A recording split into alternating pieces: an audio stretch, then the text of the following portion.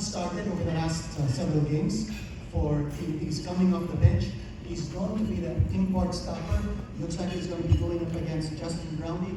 That'll be a matchup to watch. Brandon, you haven't won a PBA championship yet.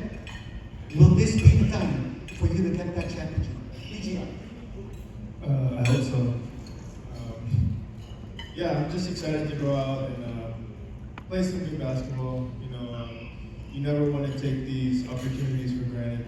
Coming here 5 times, it's not normal. So, but you try to make it normal. You try to just play our game. Rely on each other. Doing the things that got us here. And yeah, hopefully this time we come out, on the winning side. But they're a talented team on the other side. They're really, they gel well. They have a lot of chemistry.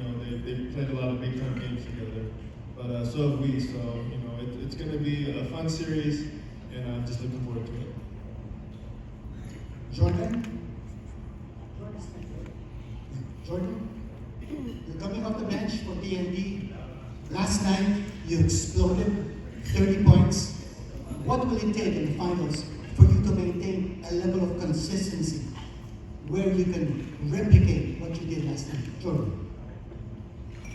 I don't really think it's anything about replicating anything. I think it's just, taking each game as it comes, and everybody taking the opportunities that are presented to them, and putting their best foot forward. Okay.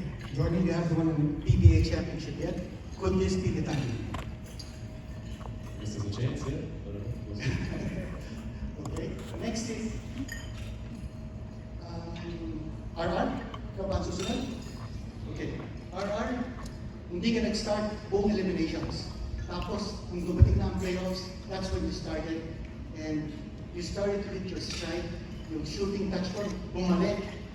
Ano masasabi mo entering the finals? Kung anong ginawa mo sa playoffs, starting before the finals, can you bring that level of increased intensity sa finals?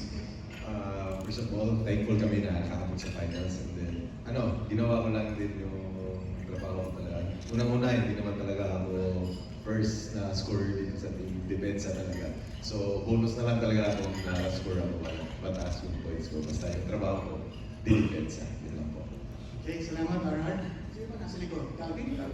Okay, Calvin, 3-time PBA champion, 3-time NCAA champion. Calvin, ikaw yung markman ng TNT. Tuwing naglalaro at TNT, double team ka, kung nag-isolate sa strong side, may palaging tulong yung depensa mo. Ano naman ang masasabi mo sa semifinals kung saan ikaw pa rin ang leading local scorer for the conference, but you gave an opportunity for RR at saka si Jordan to eclipse you in terms of scoring because you made that team better. Calvin, ano ang comment mo? Magandang hapon po sa lahat. Pero yun nga, in-game lang nila sir. So I think yung sa akin lang naman is to play my game. Kung ano yung available na shots good shots para sa team. And I think Jordan delivered it very well. Yung leadership nila, Kuya RR, tsaka Kuya Jason. And ako naman, I'm just willing to play kung ano yung binibigay sa akin na depensa. And kung ano yung iwan panalo sa team, yung talaga ginagawa ko. And yung sa marks naman, I think, di lang naman ako yung Pugoy and Jordan din naman. And lalo na ngayon yung reinforcement namin si Sima. Lalo laging bagay yun sa akin. Salamat, Calvin. And now let's talk to the import of TNT, CMAC, Chris McCullough. He came in as a late replacement for Ballman Ball.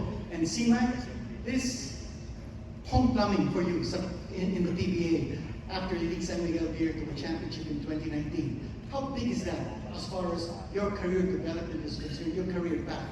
And what exactly did RHJ tell you when he encouraged you to take this offer from TNT and play here in the Commissioner's Cup? First of all, I think this is a full circle moment for me. So it's never been, being 7 years later, I always want to come back, and I'm finally here. And when I got the call from Rondé, it was basically like 7 in the morning, so I was asleep. But you know, he called me. He said, "Keep my phone on." You know, he called me in 2 hours. I'm like, "Yeah, whatever." And he ended up calling me, and you know, it came full circle. And I'm just happy to do that. Thank you, C-Mac. Is that it? Are there any other players? Okay.